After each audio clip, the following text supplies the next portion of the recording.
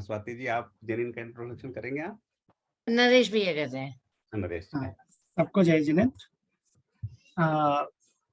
Zenin core team की तरफ से आप सबका पुनः स्वागत है, जो हमारा 12वां सेशन है। और सबसे अच्छी बात है कि डॉक्टर विभा की प्रेरणा से ही ये बेसिक सीरीज स्टार्ट हुई थी, जिसमें हम सबने बहुत कुछ सीखा। एंड मेरा बहुत सौभाग्य है कि मैं जेनिन के बारे में और डॉक्टर विभा के बारे में बता पा रहा हूँ। तो लेट मी टॉक। वैसे तो सभी अब जेनिन को जानते हैं, बट जेनिन के बारे में इंट्रोडक्शन हमारा एक फॉर्मेलिटी है। लाइक स्टार्ट हुआ था इन सेक्टर 43 मंदिर बेसमेंट में, small sessions, and under the guidance और मेंटरशिप और Kamal Jaiswal uncle and 3-4 peoples, and we moved. And आज हमारे 600 से ज़्यादा मेंबर्स हैं। And start with the NCR, but we can proudly say now we have moved to the US and UK and multi different countries. And सबसे बड़ी बात है कि जो प्रोफेशनल से सब खुद इसमें हम सीख भी रहे हैं, सिखा भी रहे हैं, शेयर भी कर रहे हैं। तो that's the real advantage. So and इसी सीरीज में सबसे अच्छी बात है कि हमने बहुत सारे ग्रंथ किए, लाइक द इष्टोपदेश, 6 डाला, 10 धर्म and basics of Jainism and many more. जो अभी जो सीरीज चल रही है, आज डॉक्टर विभा हमसे 10 लक्षण धर्म के बारे में बताएंगी, क्योंकि ये 10 लक्षण धर्म के जस्ट पहले हमारा सेशन है। तो let me introduce doctor Vibha once again. However उनको किसी इंट्रोडक्शन की जरूरत नहीं है। एनसीआर में ऐसे बहुत सारे लोगों को जानता हूँ जो डॉक्टर विभा तो उनको सब लोग जानते हैं। फिर भी this is little more about Dr. Viva. She has completed her higher education in the field of banking from Delhi University and presently an associate professor in Commerce Department at Janki Devi Memorial College, University of Delhi, and vice chairman of Lakshmi Devi Senior Secondary School. And she has been a visiting faculty at prestigious institutes. She has also got to her credit a book of non-performing assets in Indian commercial banks. She is deeply involved in empowering Jain educational institutions and is actively engaged in Jain socio-cultural programs, being Mahamantri of the Jain Mahila Mahasamiti, Delhi chapter, apart from being member of various other renowned Jain forums. She had recently been to Vietnam for studying the existence of Jain Dharma in South Asian countries. Currently, her mission is to apply the 10 virtues of Jain Dharma in actual life. Over to you, Dr. Viva. सभी को सादर जय Jinendra. Now, can you see my screen? Yes, doctor. Yeah. Yeah, fine. तो आज का main topic बहुत ही सुंदर topic है, क्योंकि हम प्रोफेशनल्स को ये बहुत लगता है कि हमें तो टाइम नहीं मिलता, हम लोग यहाँ बिजी हैं, तो हम ये कैसे करेंगे। तो आज का टॉपिक है प्रोफेशनल एंड 10 लक्षण धर्म। क्योंकि हम लोगों ने धर्म को क्या माना है, जो बाहरी क्रियाएं हैं जिसमें हमें टाइम लगाना है, उसी को हमने धर्म मान लिया है। मैं उसके बिल्कुल अपोजिट नहीं हूँ कि वो धर्म नहीं है, वो धर्म पे पहुंचने का एक रास्ता है, मार्ग है। तो हमारे ये जो 10 लक्षण धर्म है, ये मैंने पहले यहीं पे बताया है, दीज आर 10 लक्षण धर्म। जो कहा जाता है ये 10 धर्म है। मैं यहाँ पे थोड़ा सा अपोज करती हूँ जब हम ये वर्ड धर्म यूज करते हैं कि ये धर्म नहीं है। जो धर्म तो एक ही है, उसके ये 10 लक्षण हैं। जो धर्म पे पहुंच गया उनमें ये 10 लक्षण आ ही जाएंगे। तो ये इसलिए जो मोर एप्रोप्रिएट वर्ड मुझे लगता है वो 10 लक्षण पर्व है, कि ऐसा पर्व जिसमें धर्म पे जो पहुंच गया उसके 10 के 10 लक्षण प्रकट हो गए।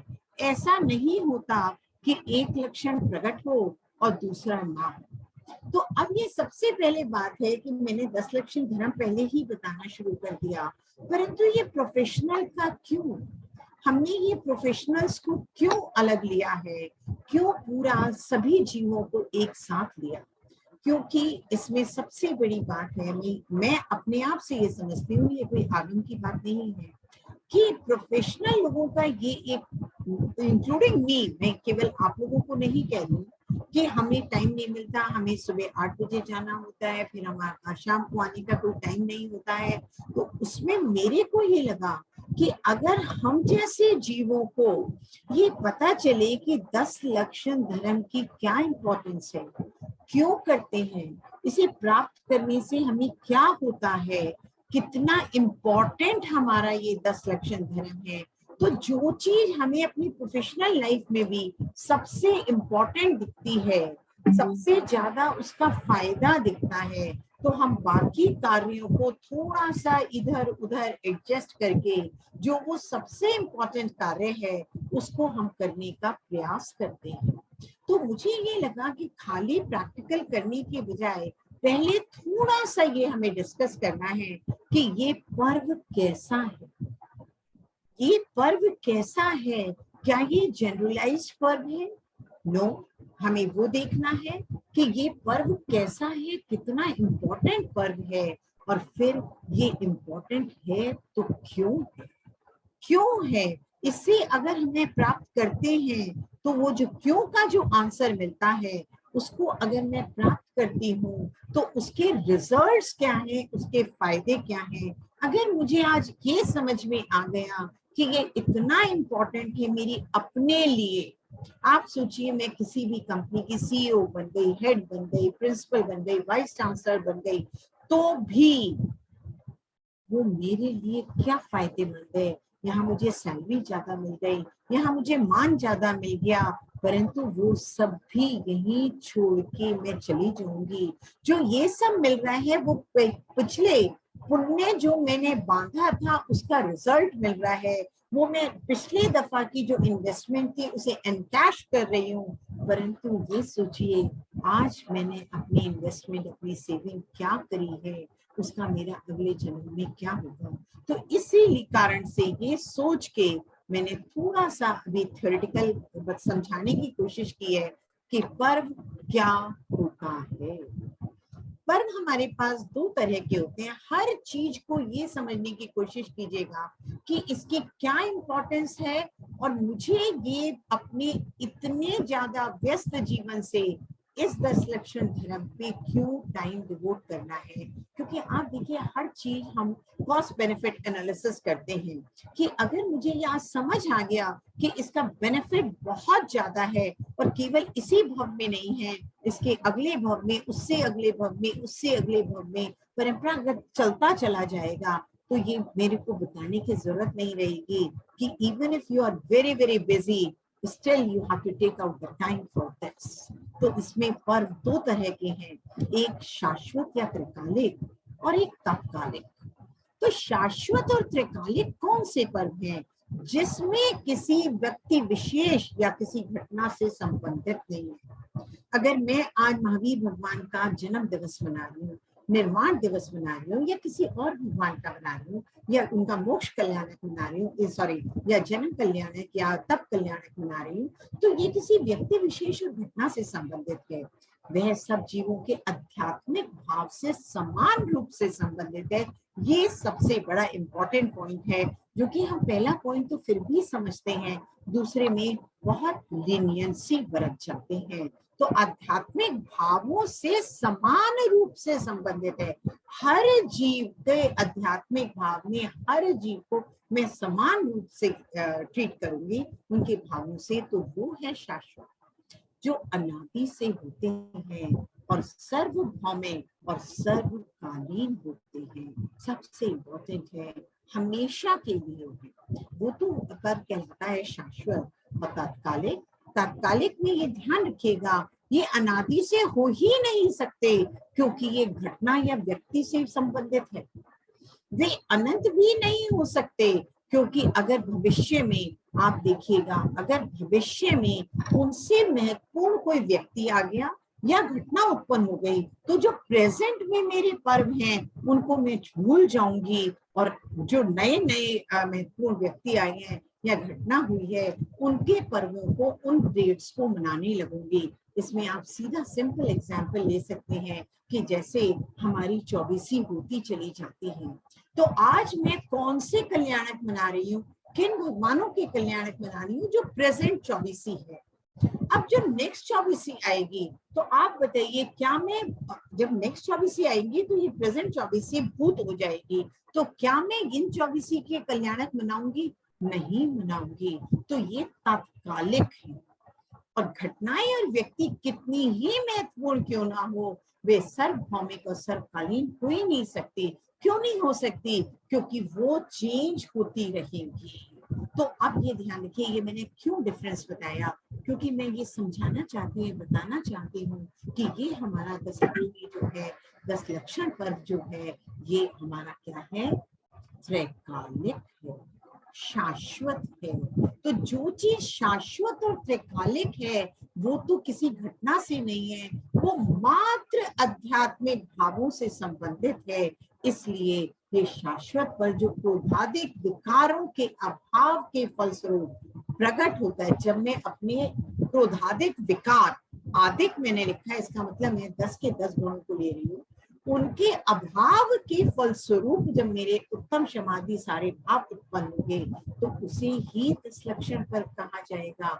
इसी कारण से इसे मैं शाश्वत कहती हूँ, इसी में सबका कहती हूँ। ये जो पर्व है, चाहे हम केवल जैन मनाते हैं, परंतु आप देखिए, क्योंकि ये स्वभाव का पर्व है, क्योंकि हर जीव अपनी जो स्वभाव में जाने का प्रयत्न करता है, स्वभाव में जाता है, सब उसके गुण प्रकट हो जाते हैं, तो उसका पर्व है। तो ये सभी जीवों का पर्व है, और ये ऐसा पर्व है जो सदा रहेगा।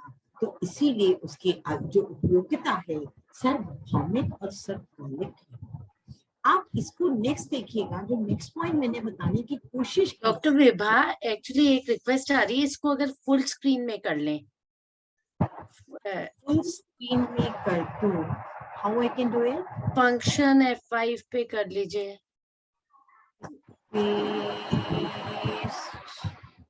फंक्शन और F5 एक साथ प्रेस कर लीजिए। फंक्शन और F5 वाह, F1 है।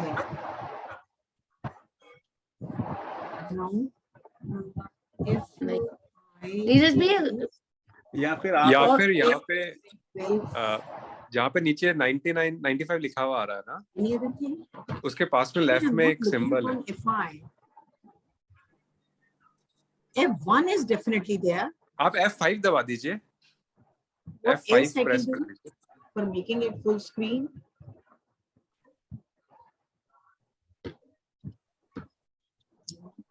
This is not the thing. Slide show पे पूरा आएगा क्या? स्लाइड शो पे क्लिक हाँ कीजिए। स्लाइड शो ही कर दीजिए। हाँ, स्लाइड शो कीजिए आप, ऊपर ना स्लाइड शो का ऑप्शन है एनिमेशंस के बाद, उस पर क्लिक कीजिए। I really don't know. I cannot look upon F5 over here. नहीं कोई बात नहीं, कोई बात नहीं। ऊपर का सबसे जो ऊपर का है, that is F1 to F12. नहीं, आप उसको रहने दीजिए। आप एक काम कीजिए, जो मेन मेन्यू में लिखा हुआ ना slide show next to the animations, उस पे क्लिक कीजिए एक बार। really cannot see. On the top, next one, keep going to the right please. Any other thing which I Slide can do? Can you hear me? Bottom, if you can see in the bottom side, एक right पूरा hand नहीं side दिख रहा bottom, ना। a symbol is there, like coffee mug type symbol is there, or a timer symbol is there. Because F5 right hand is side, from the bottom. beginning. Bottom, you can see bottom panel, right hand side, you can see a coffee mug type of symbol. If you can click that symbol, yeah, you're no, about to reach there. No. Vibha जी आप मेरे को सुन पा रहे हैं? विभा जी आप मेरे को सुन पा रहे हैं? मैं सुन पा रही हूँ आपको। आप ऊपर जो स्लाइड शो बस आप सही जगह पर है, आप सही जगह पर है, आप जरा सा आप शेयर कर लीजिए, ऐसा करिए, आपको मैंने भेज रखी है, आप शेयर कर दीजिए फुल स्क्रीन। एक मिनट विभा जी, पॉसिबल? मेन मेन्यू में स्लाइड शो लिखा हुआ है, उस पे क्लिक कीजिए आप। On the top slide show पे क्लिक कीजिए, एनिमेशंस के बाद ऊपर देखिए स्लाइड शो दिख रहा है ना, उस पे click there are two bars coming and one upon the other, तो स्लाइड शो दिख ही नहीं रहा है। ठीक नहीं है। ये रिकॉर्ड के पास नेक्स्ट स्लाइड शो। मैं शेयर कर रिव्यू पे आते हैं, लेफ्ट में जाइए। मैं शेयर कर देता हूँ, कोई प्रॉब्लम नहीं है। 1 मिनट दीजिए मेरे को, 1 मिनट में शेयर कर रहा हूँ।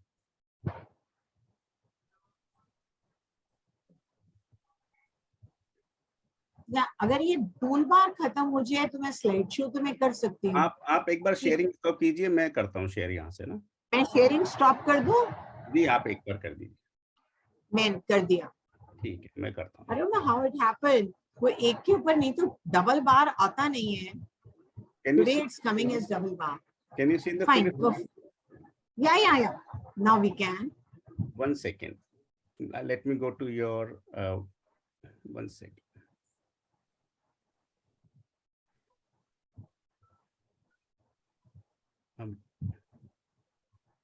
हाँ, आप इस वाली स्क्रीन पे थे? या okay, now you can carry on. आप देखिए, सबसे पहले मैं पूरा बिल्कुल नहीं पढ़ूंगी, केवल मैंने मेन पॉइंट्स लिख तो दिए जिससे सब लोगों को अच्छा लगे। बट ये देखिएगा, इसमें मैं ये बताना चाह रही हूँ कि जब विकारी भाव, हमारे आज भाव कौन से हैं? विकारी भाव हैं। तो अगर मैं उन विकारी भावों को त्याग देती हूँ तो, और जो सभी को समान रूप से हितकारी है, तो वो जो पर्व है वो सभी का पर्व हो जाएगा। क्योंकि हर प्राणी सुख चाहता है, और क्या होता है जब, और दुख से डरते हैं, और क्रोधाधिक भाव जो है वो दुख करने वाले हैं। तो आप मुझे बताइए, जो चीज दुख स्वरूप है तो हम क्या करेंगे? अगर मैं उत्तम समाधि भावों को, सुख के कारण जो सुख स्वरूप हैं उनको अगर मैं प्राप्त करूंगी, और वो कैसे होंगे? क्रोधाधिक के त्याग रूप होंगे। तो इस कारण से हम कह सकते हैं कि ये जो 10 गुण हैं, जो धर्म है, ऐसा धर्म अपनाएं जिसके कारण ये 10 के 10 गुण प्रकट हो जाएं। आप बताइए, खाली पूजा करने से हो जाएगा? बिल्कुल होगा। वो एक निमित्त बन जाएगा। कब? जब मैं उसको ये धर्म प्राप्ति के लिए करूंगी, जब मैं उसे अपनी आत्मा का स्वरूप को जानने के लिए करूंगी, तो वो पूजा भी निमित्त बन जाएगा उस धर्म का। तो हमें केवल अपने भावों पे देखना है। तो इसलिए क्या था, आप बताइए, जब हर जीव, हर क्षेत्र, हर धर्म क्रोधाधिक को बुरा मानता है और समाधिक को अच्छा माना जाता है। तो इसलिए हर जने का ये सर्वभौमिक है, ठीक है, सर्वकालिक है। क्यों? क्योंकि हर जीव इसको अच्छा मानता है। नेक्स्ट कर दीजिए। अब देखिए, जैसे हम सबको पता है अष्टानिका पर्व 3 दफा आता है, भादो सुदी, पंचमी से 14, माघ सुदी और चैत सुदी। परंतु इनमें से जो पहला वाला है भादो सुदी, ये ही बहुत जोर शोर से मनाया जाता है। परंतु बाकी 2 का तो आधे से ज्यादा जैन लोगों को पता भी नहीं है कि वो भी होता है दशलक्ष्मी। परंतु नेक्स्ट, तो अब आप देखिए, जब भादो सुदी 5वीं तिथि से पंचमी से लेकर 14 तक मनाया जाता है, तो क्वेश्चन अराइज होता है, पर्व, धर्म और आत्म साधना, ये मैं 3 शब्द यूज कर रही हूँ। तो पर्व क्या होता है? जो कि मंगल कार्य है और पवित्र अवसर है, उसे हम पर्व कह देते हैं। तो आप देखिए, जिस दिन, जिसमें मैंने अपने आत्म स्वभाव की वीतराग दशा को प्रकट हुआ, वो मेरा पर्व है। क्योंकि क्यों वो पर्व है? क्योंकि वही आत्मा का मंगलकारी और पवित्र अवसर। तो अब प्रश्न उठता है कि हम इसमें बहुत ज्यादा क्या करते हैं? छोड़ते हैं, तप करते हैं, स्वाध्याय करते हैं, पूजा करते हैं, पाठ करते हैं। तो क्या वो चीज बेकार है? बिल्कुल नहीं है। वो सब मेरे को अपने वीतराग दशा को प्रकट करने में सहायक है, इसलिए वो बिल्कुल करने लायक है। परंतु उसको केवल धर्म ना मानना, हम जो उसे धर्म मान लेते हैं, बस वो थोड़ी सी गलती है, बाकी वो बिल्कुल करने लायक है। जैसे धर्म, अब धर्म क्या है? धर्म आत्मा में प्रकट होता है। हमने सबने पढ़ा है, वस्तु स्वभावो धर्मो। तो जो वस्तु का स्वभाव है वही उस वस्तु का धर्म है। तो धर्म, ध्यान रखिए, तिथि में नहीं होता, परंतु जिस तिथि में मैंने आत्मा का समाधि रूप वीतराग शांति प्रकट कर ली, वही जो तिथि है वो पर्व कहलाने लगती है। इसका मतलब क्या हुआ? धर्म का आधार तिथि नहीं परंतु आत्मा है। क्यों? आत्मा क्यों है? क्योंकि मैं आत्मा हूँ। इसलिए जो मैंने आत्मा के स्वभाव को प्राप्त किया, मैंने अपने आप को प्राप्त किया, वो ही उसका धर्म है। तो इसलिए क्या हुआ? फिर अगर मैं इस धर्म को आगे से देखूं तो अनादि काल से ही प्रत्येक आत्मा, ये इसमें हमें 3-4 शब्द लिखे हैं, इसको हमें ध्यान से समझना है कि प्रत्येक आत्मा आत्मा में ही उत्पन्न, आत्मा के ही विकार जो कि क्रोध मान माया लोभ एक्सेट्रा है, इनको मेटने का उपाय आत्म साधना है। अब आत्म साधना क्या है कि अगर मैंने अपने अंदर चली गई, अपने को अनुभव कर लिया, तो क्या हुआ? ये जो बाहरी विकार हैं, क्रोध मान माया लोभ, वो तो ऑटोमेटिक चले जाएंगे। तो इसका मतलब क्या हुआ? आत्म स्वभाव को जानकर, मानकर, उसी में जम जाना, रम जाना, समा जाना ही आत्म साधना है। और इस आत्म साधना से मुझे क्या मिलेगा? अतीन्द्रिय आनंद की प्राप्ति होगी।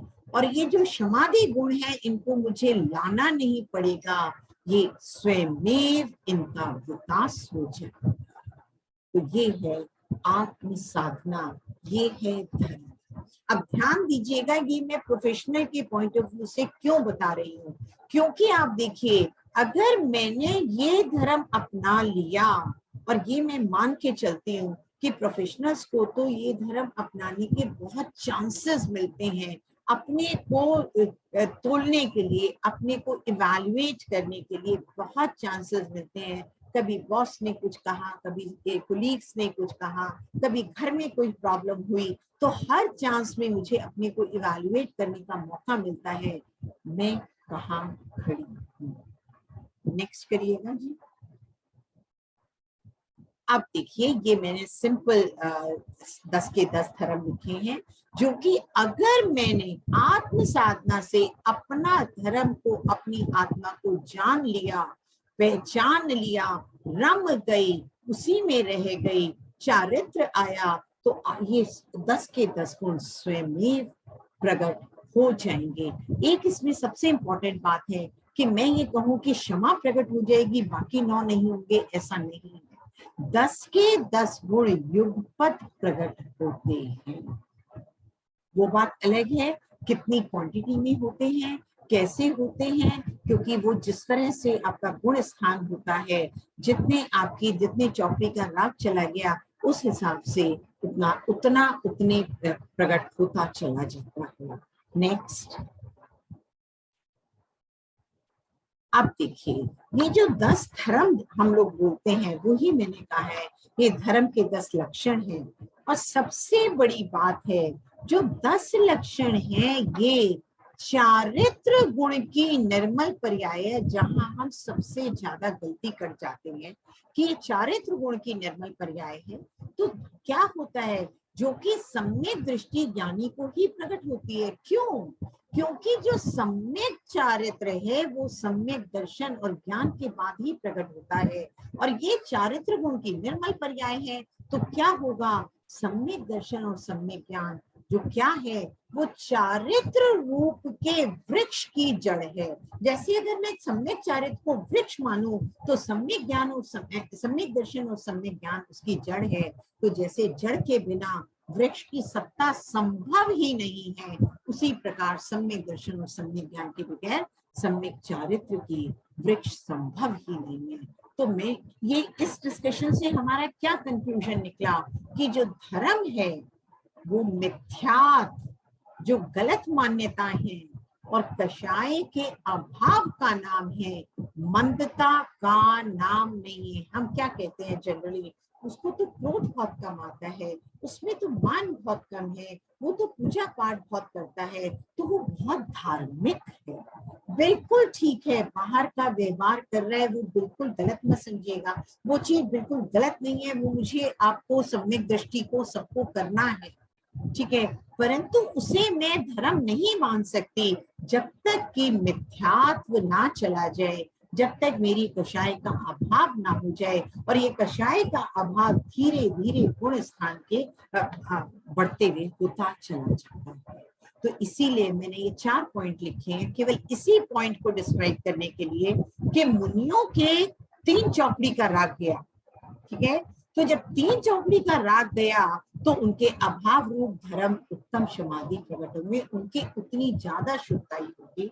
पंचम गुण स्थान में केवल 2 चौकड़ी का गया तो उनको उत्तम समाधि उस तरह से प्रकट होगी। चौथे गुण स्थान में केवल 1 चौकड़ी का गया तो उनका उत्तम समाधि उस तरह से प्रकट होगी, परंतु मिथ्या दृष्टि के उत्तम समाधि धर्म नहीं प्रकट होंगे।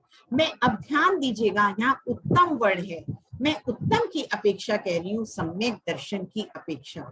उत्तम शब्द वही आएगा, परंतु जो व्यवहार में हम कहते हैं कि ये तो बहुत जल्दी क्षमा कर देता है, परंतु इसमें मैं आपसे एक पॉइंट डिस्कस करना चाहूंगी कि ये तो क्रोध नहीं करता, इसको हमने गलत शब्द अपशब्द बोल दिए तो भी क्रोध नहीं किया, तो इसके किसी के हम अंदर जाके नहीं देख सकते कि उसने मान के वश क्रोध नहीं किया या उसके अंदर भाव ही उत्पन्न नहीं हुए। तो ये हमें देखना है, हमें क्षमा करना नहीं है, हमें क्षमा में होना है। तो ये सबसे बड़ी बात है। आगे अब देखिएगा, मैं केवल उत्तम क्षमा को बहुत जल्दी करना चाहूंगी।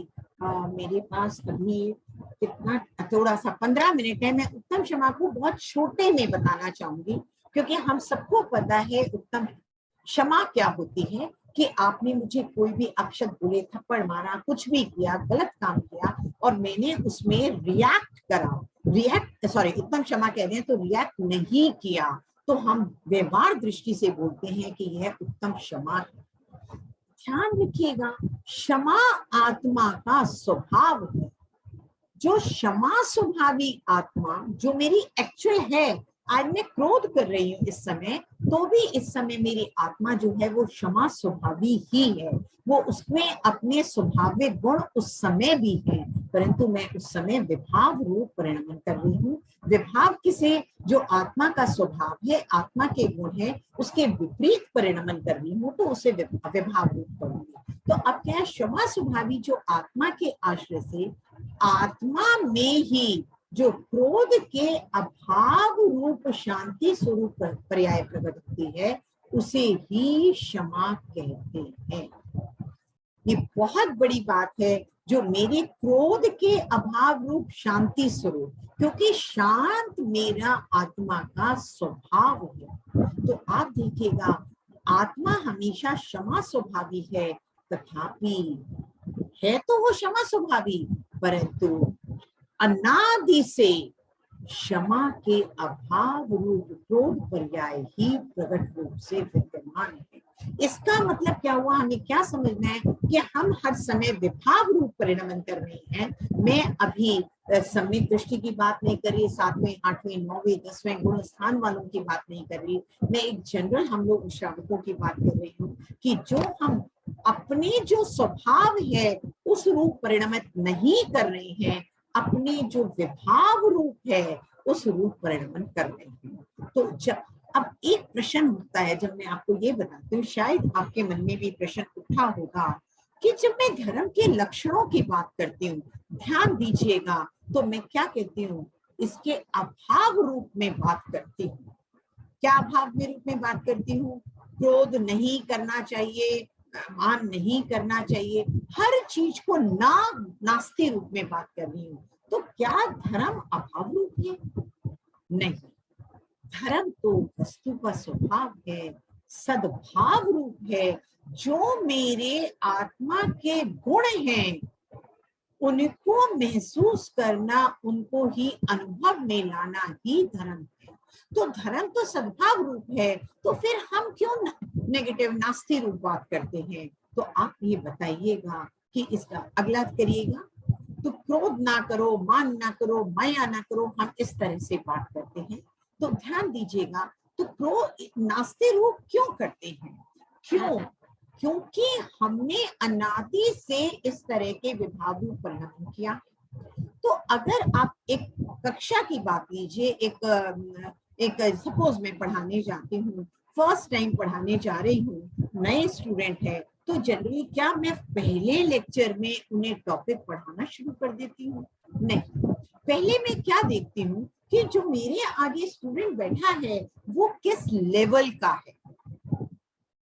ठीक है, तो उनको कुछ समझने की कोशिश करती हूँ, और जब मैं टॉपिक को पढ़ाना शुरू करती हूँ तो उनके वर्डिंग्स में, उनको जो नॉलेज है, उन वर्डिंग्स को लेके अपने टॉपिक को समझाती हूँ। क्यों?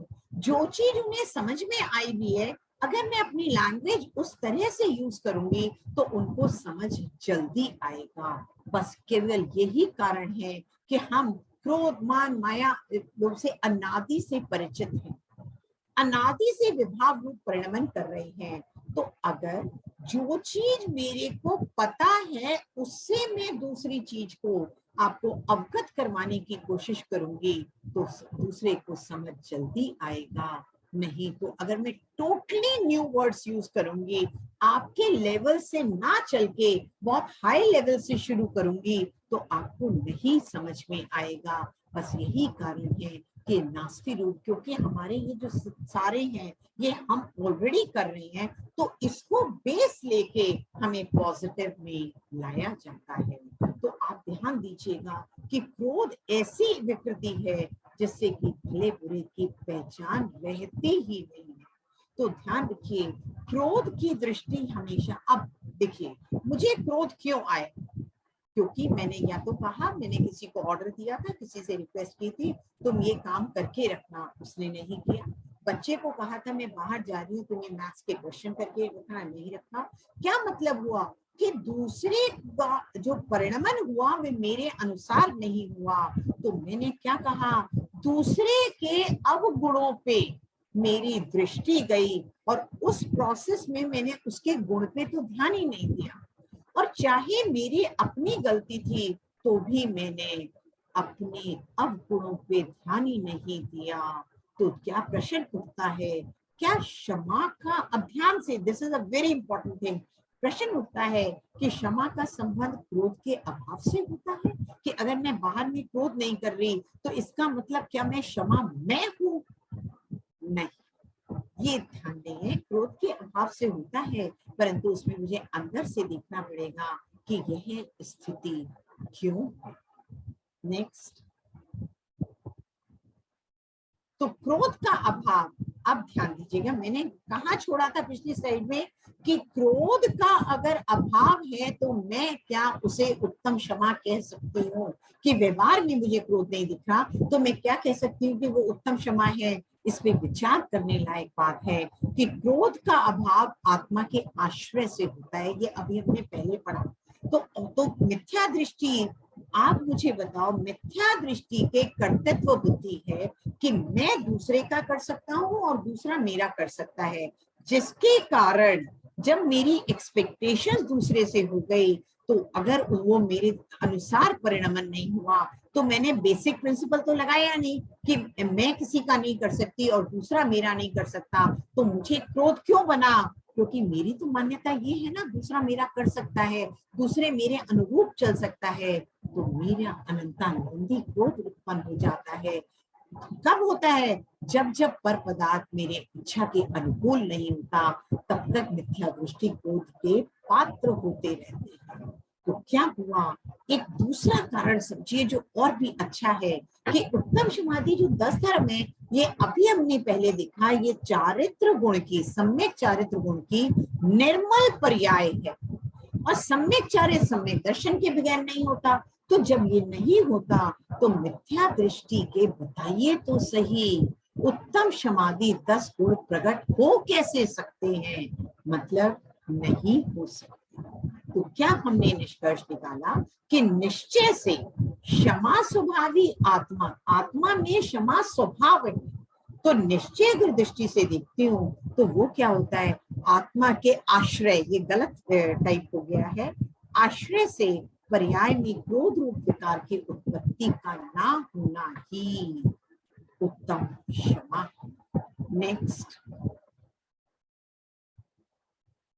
अब देखिए जब हम ये 10 लाख की ये पूजा करते हैं तब हमारे लिए ये आपका वर्डिंग्स आती हैं जो कि बहुत ही विचार करने योग्य हैं।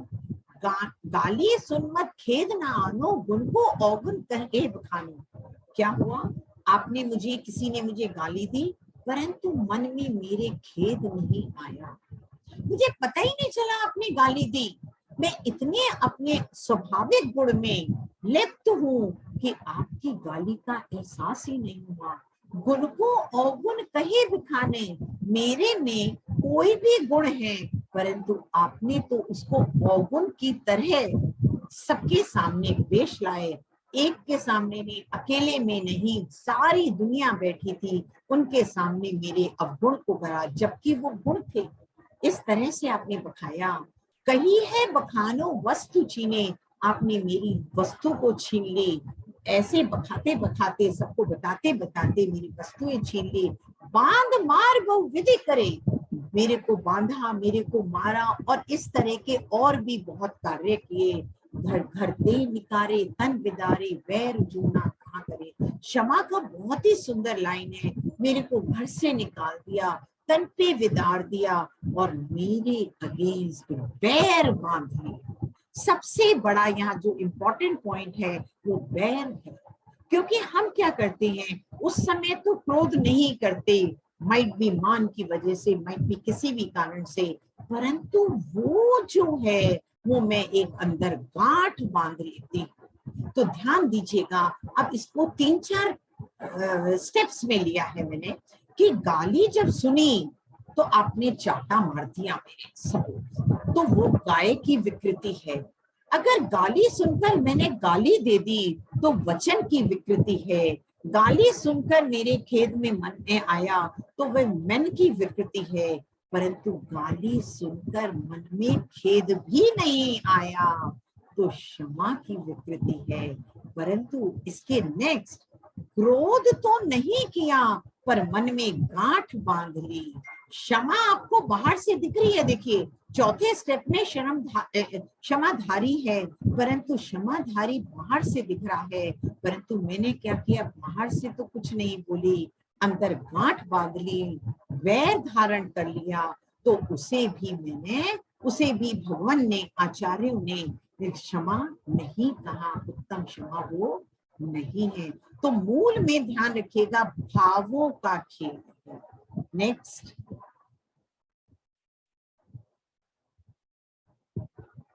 अब देखिए यदि मैंने क्रोध ऊपर से नहीं किया और गांठ बांध दी जहां अभी मैंने बोला था, तो उसे उत्तम क्षमा नहीं कहा। तो क्यों? क्योंकि अब ध्यान दीजिएगा, क्रोध तो किया जाता है, क्रोध इज ए इंस्टेंट थिंग, जबकि बैर धारण करते हैं, बैर is a planned thing, it will take time. ठीक है, क्रोध तत्कालीन प्रक्रिया है, परंतु बैर तो आग है। इसको बैर को आग क्यों कहा? क्योंकि जो उसने बैर किया पहले तो वो उसी को जला देगी और बाद में वो दूसरों को जलाने का प्रयास करेगी, परंतु ये तो ये दूसरे का पुण्य पाप पे निर्भर करता है कि वो दूसरा जले या ना जले। तो इसका मतलब यहाँ हम कह सकते हैं कि क्रोध के अभाव के साथ अगर बैर का भी अभाव है तो ही उसे उत्तम क्षमा कहा गया है।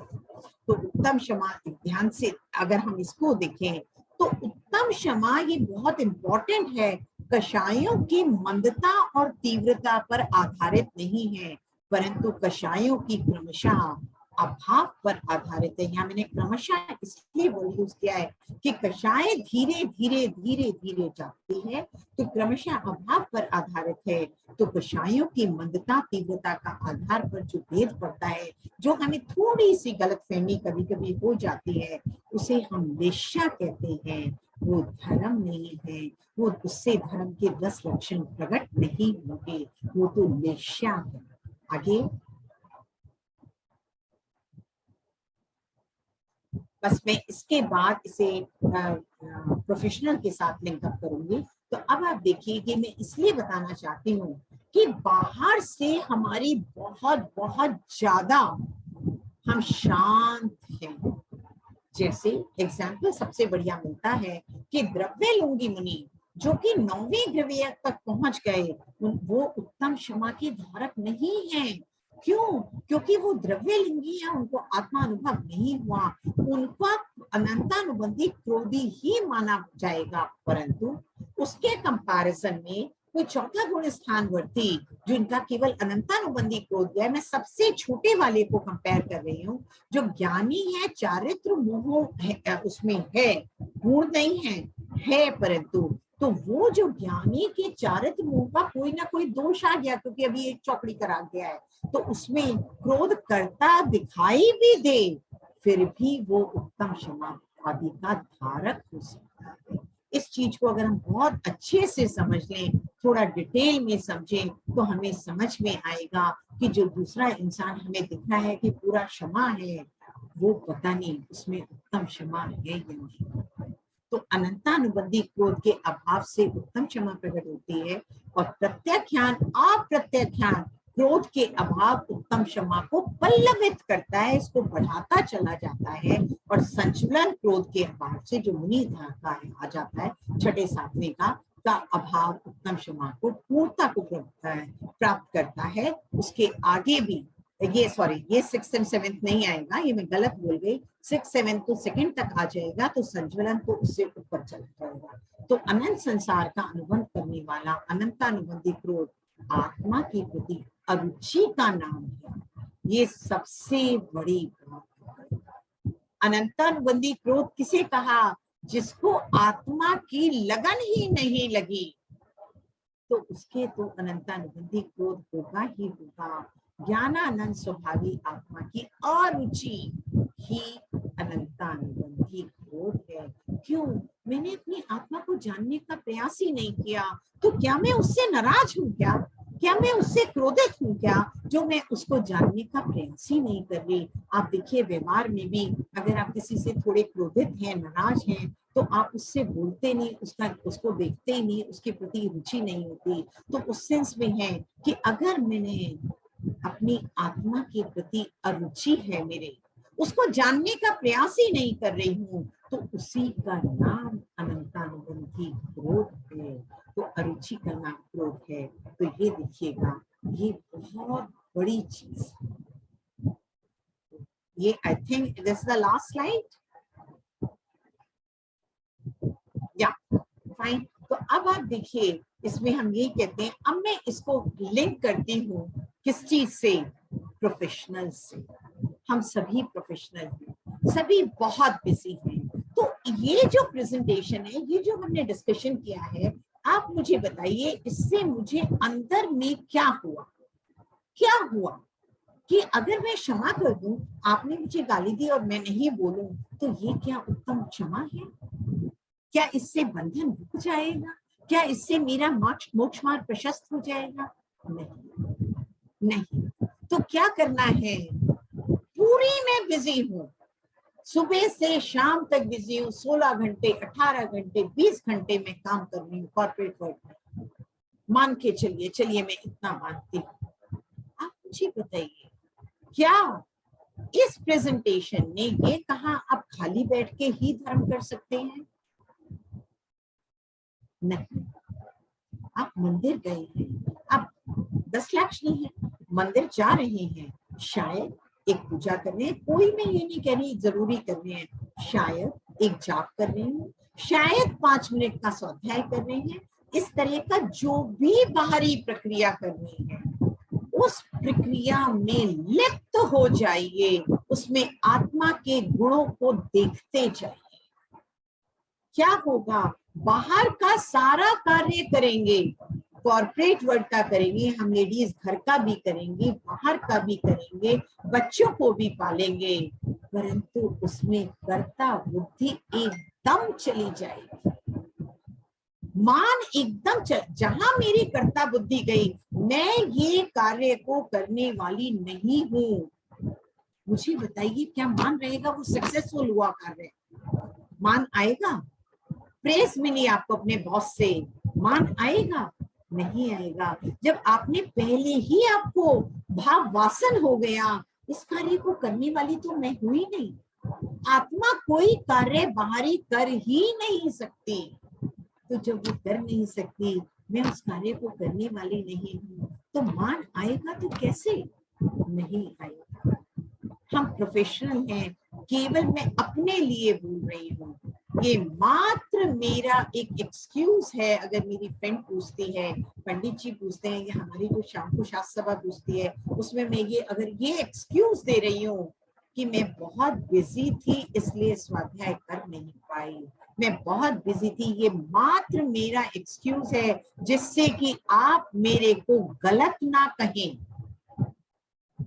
मैंने इसलिए पहले ही प्रेजेंट कर दिया जी, बहुत कंपनी में बिजी थी, यूनिवर्सिटी में बिजी थी, क्लासेस में बिजी थी, इसलिए जिससे आप मुझे गलत ना समझें, मेरा अपमान ना करें। मुझे आप बताइए, जिस दिन मैं यहाँ से जाने की तैयारी में लगूंगी, क्या उस दिन टाइम मिलेगा मुझे अपनी आत्मा पे जाने के लिए? नहीं, उस दिन एक सेकंड भी नहीं मिलेगा। तो इस बिजी शेड्यूल में स्पेशली प्रोफेशनल, क्योंकि मैं इंक्लूडिंग बहुत एक्सक्यूजेस बनाती हूँ। जब धर्म का काम होता है तो मैं कहती हूँ मैं जी बहुत बिजी थी, कर नहीं पाई। मैं कहती हूँ, मैं अपने को दोषी मानती हूँ। आपको मुझे इसी में केवल आत्मा के गुणों को देखना है, जानना है, रमना है, समा जाना है उसमें। और ये कार्य हर समय 24 घंटे हो सकता है, हर समय 24 घंटे। इस समय मैं बोल रही हूं और आप सुन रहे हैं, इस समय किसी ने मना किया कि तू अपने अंदर जाके अपने स्वाभाविक गुण को मत देख? मुझे बताओ, किसने मना किया? नहीं मना किया। ये केवल मेरा, क्या कहना चाहिए, प्रमाद है।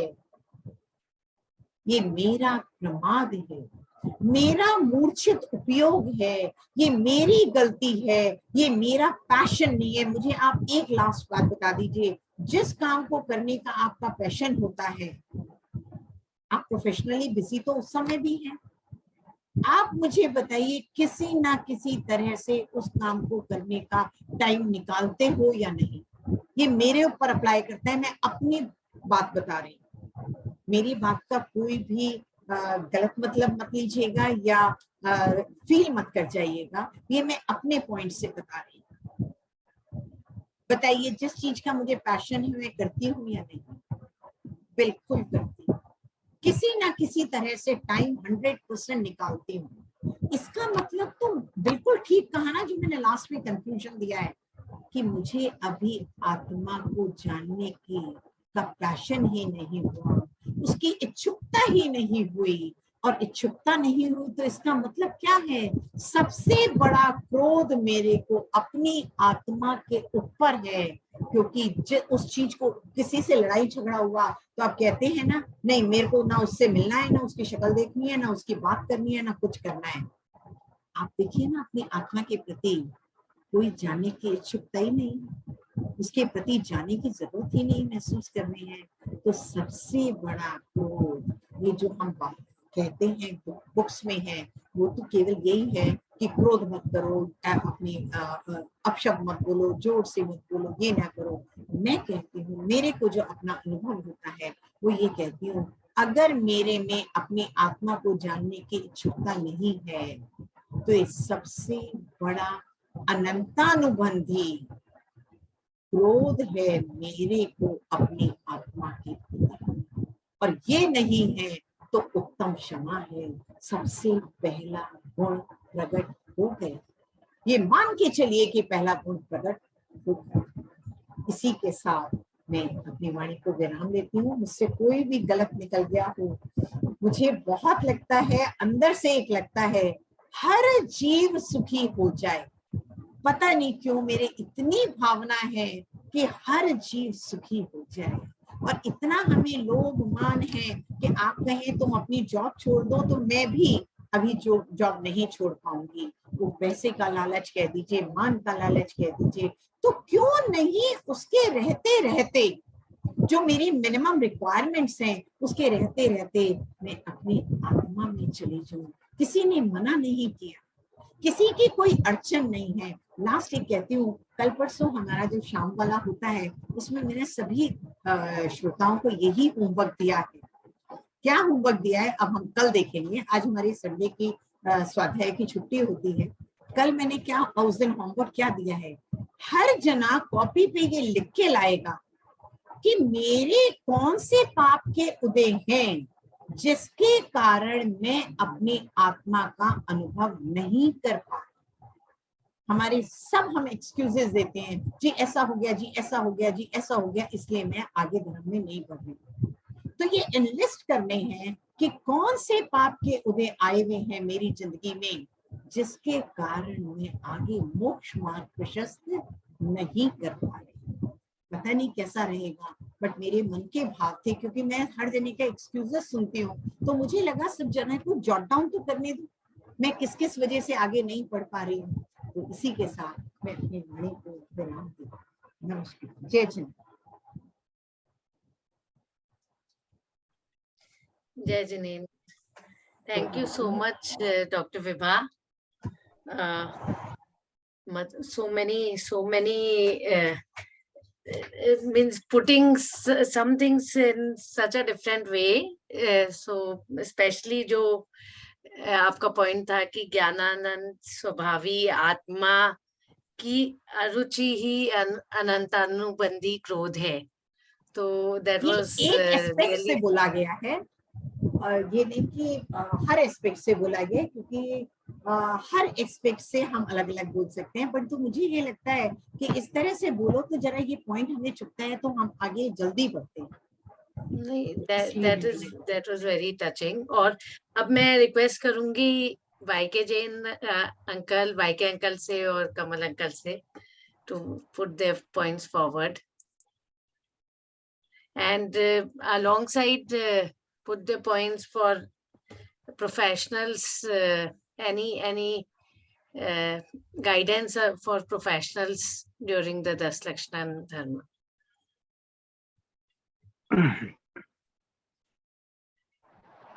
म्यूट पे अंकल। विभा बहन का बहुत ही प्रोफेशनल वो था, प्रवचन रहा, इसीलिए शायद उन्होंने अपने टाइटल में प्रोफेशनल वर्ड पहले यूज कर लिया था। एकदम ही फ्लो के साथ रहा, कहीं उसमें ब्रेक नहीं आया। कुछ चीजें बहुत अच्छी लगी, जैसे धर्म सद्भाव रूप भी है और अभाव रूप भी है, हम एक ही चीज के पीछे ना पड़े। ये पॉइंट मुझे बहुत अच्छा लगा। पर्यूषण के लिए उन्होंने, बहन ने बोला, थोड़े दिन पहले मैं एक प्रवचन सुन रहा था महाराज जी का, उन्होंने भी यही कहा कि एक्चुअली ये पर्यूषण वर्ड श्वेतांबर भाइयों से आया है। हमारे यहाँ दिगंबरों में 10 लक्षण वर्ड का ही यूज करना चाहिए और हमारे यहाँ किया जाता है।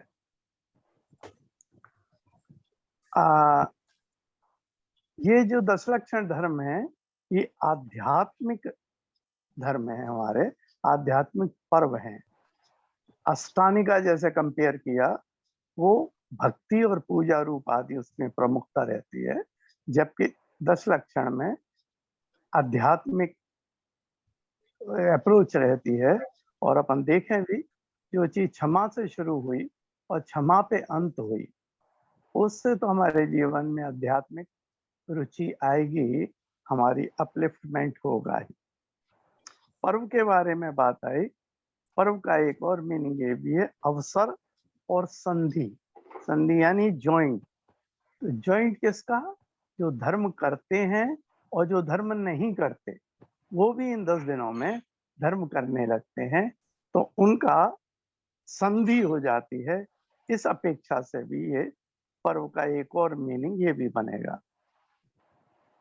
त्रैकालिक, त्रैकालिक जो वर्ड पे बहन ने जोर दिया, उस पर आजकल क्रिकेट का माहौल चल रहा है। मुझे याद आया कि जब गावस्कर का एक बड़ा रिकॉर्ड टूटा था, तो उन्होंने कहा था रिकॉर्ड तो टूटने के लिए ही होते हैं। यही जो त्रैकालिक होते हैं, जैसे बहन ने एग्जाम्पल दिया महावीर भगवान का जन्मदिन, तो अगली 24 ही आएंगी, तो ये वाले त्रैकालिक पर्व अपने समाप्त हो जाएंगे। अनंतानुबंधी क्रोध का एक इंडिकेशन बड़ा अच्छा दिया है गुरुजनों ने। अपना बुरा करके भी दूसरे का बुरा चाहूं। जैसे एक एग्जाम्पल आती है, अपनी नाक काटो काय के लिए, ताकि दूसरे का अपशगुन हो। ये वही कर सकता है जिसके अनंतानुबंधी क्रोध आदि हो। बैर की बात आई, बैर को अचार से भी तुलना की गई है। जितना जितना वो बढ़ता रहता है, उतना उतना अचार का स्वाद बढ़ता है और उधर बैर हमारा बढ़ता है। 3 10 लक्षणों की बात आई, तो 3 10 लक्षणों में मुख्यतः इसी बात की आचार्य भगवानों ने रखी कि 6 महीने से ज्यादा पीरियड न हो जाए हमारा, ताकि हमारी अनंतानुबंधी न बन जाए। हर 10 लक्षण में हम क्षमा भाव से शुरू करके क्षमा पे अंत करेंगे, तो बैर भाव हमारा समाप्त होना चाहिए। और जब 6 महीने से कम का होगा तो अनंतानुबंधी नहीं रहे। एक उत्तम शब्द पे चर्चा चली थी। उत्तम नॉर्मली साधु संतों के लिए ही यूज होता है। क्यों? इसकी एक परिभाषा ये बनी, अहितकारी का भी मैं हित चाहूं, ऐसी उत्तम क्षमा। जैसे पार्श्वनाथ भगवान के जीव ने पिछले 10 जन्मों में वो कितना भी अहित करता रहा उनका, उसे क्षमा ही करते रहे। उनके लिए उत्तम वर्ड बहुत सुटेबल और लागू होता है। हम लोगों के लिए सिर्फ क्षमा होगी, वो ज्यादा सही रहेगा। स्वभाव में जाने के लिए, आत्मा के स्वभाव में जाने के लिए आचार्य भगवानों ने 6 आवश्यकों को आवश्यक बताया है। उसके बगैर हम अपने स्वभाव में जा नहीं पाएंगे। एक जो प्रोफेशनल्स के लिए बहन ने भी अभी बोला कुछ इंडिकेशन, और विभा बहन ने भी कहा था, तो इस पे मैं एक अपना अनुभव बताना चाहता हूँ कि जब मैं सर्विस में था, मेरी बहन का परिवार साथ रहता था और बहन फुल टाइम बिजी रहती थी, उसके पास स्पेयर टाइम नहीं होता था। पर जो उसके सेकंड इश्यू हुआ, तो उस बच्ची में वो 70 to 80% टाइम अपना डिवोट करती थी। तो मैंने एक दिन उससे पूछा, सीमा, ये जब बिटिया नहीं थी तेरे, तो ये 70-80% टाइम कहाँ जाता था तेरा, किसमें यूटिलाइज करती थी? उसके पास कोई जवाब नहीं था। पहले भी 100% बिजी, बाद में भी 100% बिजी था, और ये 70-80% टाइम उसने निकाल लिया। क्यों? प्रायोरिटी। सो प्रोफेशनल्स के लिए ये बहाना बहन ने सही बोला, ये बहाना नहीं चलेगा। It is only the question of priority. बहुत बहुत धन्यवाद बहन, बहुत सुंदर आपका एक्सप्लेनेशन था। परंतु यहाँ मैं एक प्रश्न पूछना चाहूंगी, मुझे बहुत क्लियर नहीं है, पर्यूषण का मतलब क्या होता है? अगर संधि विच्छेद करके उसको देखा जाए, 10 लक्षण का पता है, सबका पता है, बट पर्यूषण का मतलब मुझे नहीं पता एग्जैक्टली क्या है। मेरे ख्याल से पापों का क्षय, लेकिन कमल शायद इस पे ज्यादा अच्छा प्रकाश डाल पाएंगे। कमल जी। मैं आपको प्रामाणिक ही बताता हूँ, एक मिनट का समय दीजिए मुझको।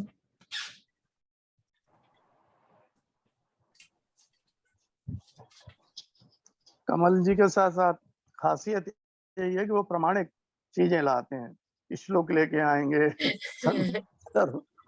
सुनी सुनाई बातों पे विश्वास नहीं करते ज्यादा। मेरे को लगता है प्रामाणिक हम बातें करें तो हमें विश्वास बहुत बनता है और अंदर उसको ले जाने के लिए प्रेरणा मिलती है।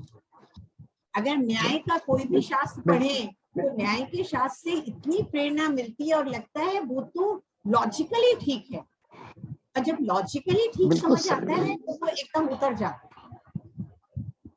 नहीं, और दूसरा मिलते भी नहीं है ना प्रामाणिक बताने वाले, सब बातें कर रहे होते हैं। तो इसीलिए कहा ना, आप अपने आत्मा का अनुभव कर लीजिए तो आपको अपने अंदर से महसूस होगा प्रमाण, सब चीज अंदर से मिल जाएंगी, तो फिर वो बाहर शास्त्रों में नहीं ढूंढना पड़ेगा, वो अपने अंदर से अनुभव का विषय बन जाएगा। और वही तो धर्म है, वही तो धर्म। पर बहन उसके लिए स्टार्ट तो नहीं कर सकते। स्टार्ट करने के लिए अपन को कुछ आलम्बन लेना पड़ेगा, जैसे गुरुजनों का, स्वाध्याय का, 6 आवश्यकों का, फिर धीरे धीरे अपने अनुभव डेवलप होंगे, है ना? नहीं बिल्कुल, पहले तो बच्चे की तरह उंगली पकड़नी पड़ेगी। नहीं, बाहर की क्रियाओं का कोई निषेध नहीं है कि हम कहें वो धर्म नहीं है, वो धर्म पर पहुंचने के बहुत अच्छे अंग है, निमित्त है, उनके बगैर हम नहीं कर पाएंगे, पहुंच नहीं पाएंगे, तो वो बहुत जरूरी है। बट केवल मानना नहीं है कि मेरा एंड है, ये मेरा डेस्टिनेशन है। हाँ, तो ये प्रामाणिक ये है कि पर्यूषण की जो व्युत्पत्ति है, जैसा कि योगेंद्र जी ने भी कहा, तो इसकी परिभाषा दी गई है परिसमन्तात् समग्रतया उष्णम वसनम निवासम करणम। यानी पर्यूषण का अर्थ है कर्मों का समग्रता में नाश करना, कर्मों का समग्रता में, in their totality, their entirety, हाँ, वो नाश करना। ये तो ये पर्यूषण का जो पहले आपने बोला, सॉरी, मैं लिख के भेज दूंगा। परिसमन्तात् समग्रतया उष्णम वसनम निवासम करणम।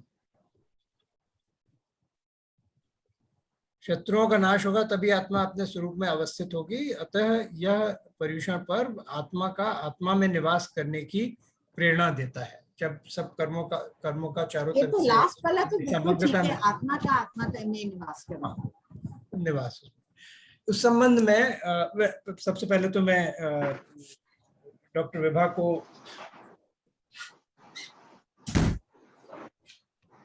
उनकी प्रस्तुति के लिए बहुत बहुत साधुवाद देना चाहूँगा। इतनी अच्छी तरह से उन्होंने एक इतने गूढ़ विषय को प्रतिपादित किया और उसको किस तरह से प्रोफेशनल्स अपने जीवन में अपना सकते हैं ये बताया। हालांकि उन्होंने अधिकांशतः क्षमा धर्म पर ही अपना ध्यान केंद्रित किया, पर जैसे कि ये बताया कि ये सारे धर्म एक साथ प्रकट होते हैं। अगर हम अपनी आत्मा में रमने का प्रयास करें तो ये सारे धर्म स्वतः प्रकट हो जाएंगे। लेकिन इसमें हमें एक बात पर ध्यान रखना है कि हमारा जो स्टेशन है लाइफ में, जहाँ पर हम हैं, जिस सोपान पर हैं अपने आध्यात्मिक विकास के, उसी के अनुसार हमें क्षमताएं जगती हैं। तो इसमें एक बड़ा सुंदर उदाहरण दिया है आचार्य विद्यासागर ने अपने एक ग्रंथ में, मेरे पास है वो भी, समग्र उसका नाम है, जिसमें उनके उस समय के जितनी भी उनकी रचनाएं या उनके प्रवचन वगैरह थे उसका संकलन था। उसमें एक पर्यूषण पर्व के ऐसे डिस्ट्रक्शन पर्व के प्रस्तावना में वो ये कहते हैं, एक छोटे से आख्यान से अपनी बात कहते हैं कि एक सज्जन ने किसी के घर बहुत ही स्वादिष्ट हलवा खाया, वैसा उन्होंने कभी नहीं खाया था। तो उन्होंने आग्रह किया कि मुझे बता दीजिए कि कैसे बनता है। उन्होंने बता दिया कि इस अनुपात में ये चीज़ लो आटा और घी और चीनी और ये मेवा या जो भी कुछ, ऐसे ऐसे उसको तैयार करो और हलवा बन जाएगा। उन्होंने वही किया अपने घर जाकर, लेकिन जब खाया तो कोई भी आनंद नहीं आया, बिल्कुल बेमजा। तो बड़े निराश हुए। जाकर उन्होंने उस सज्जन से, अपने मित्र से शिकायत की, तुमने जैसा बताया था उसी तरह से मैंने किया, बिल्कुल पूरा पूरा, और वो तो नहीं बन के तैयार हुआ। तो उन्होंने कहा अच्छा बताओ क्या क्या किया तुमने। तो उन्होंने सब एक गिनाना शुरू किया। फिर उन्होंने ये कहा कि जैसा उन्होंने बताया था उसी के अनुसार उन्होंने बताया कि जब सारी सामग्री उसमें पहुंच गई कढ़ाई में, तो फिर मैंने उसमें केसर भी डाली, फिर उसको चलाया। तो उनको कुछ संदेह हुआ, बोले अच्छा जिसमें केसर तुमने रखी थी वो लेकर आओ डिब्बी। वो डिब्बिया लेकर पहुंचे कि इसमें थी केसर।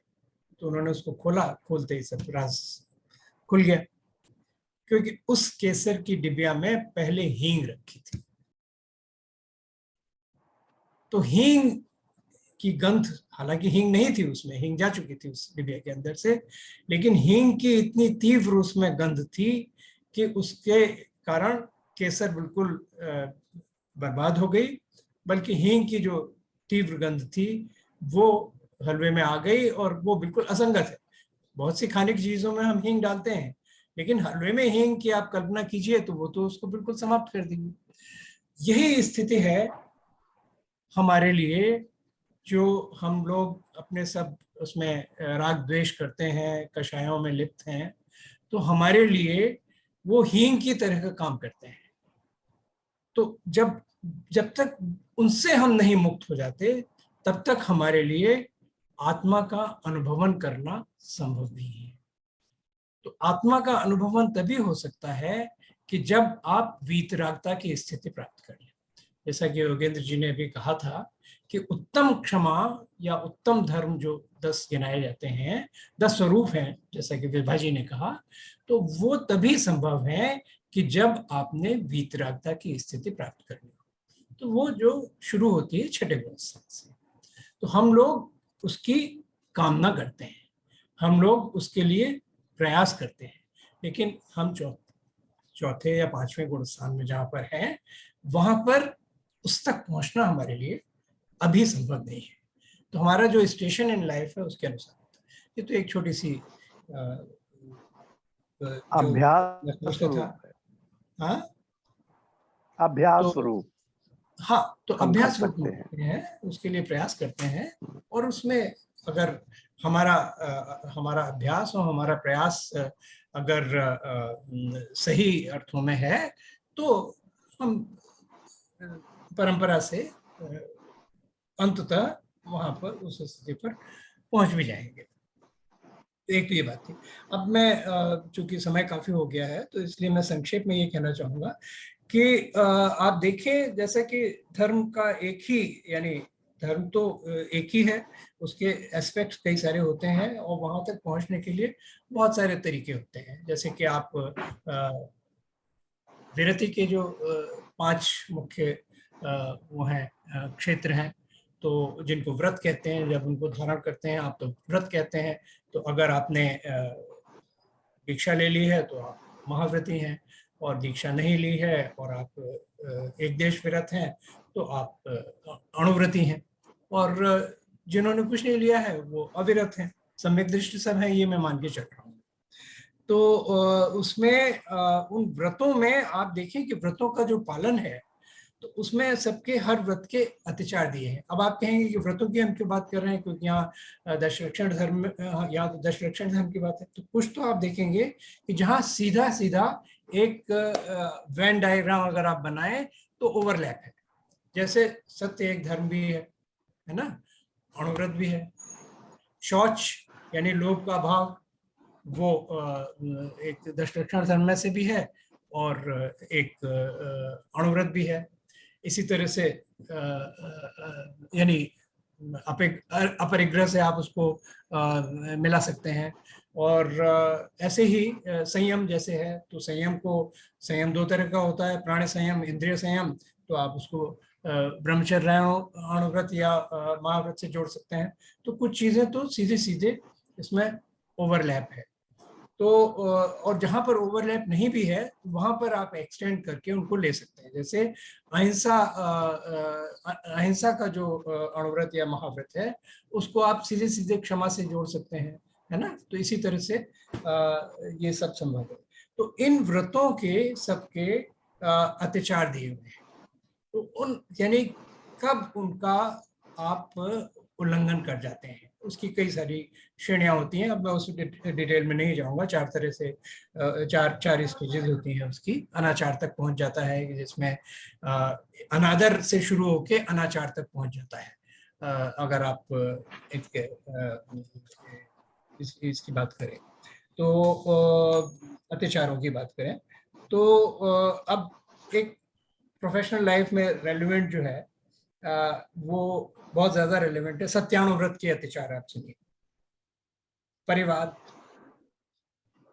का मतलब कि आप शिकायत करें या गलत शिकायत करें, ये सब। हाँ,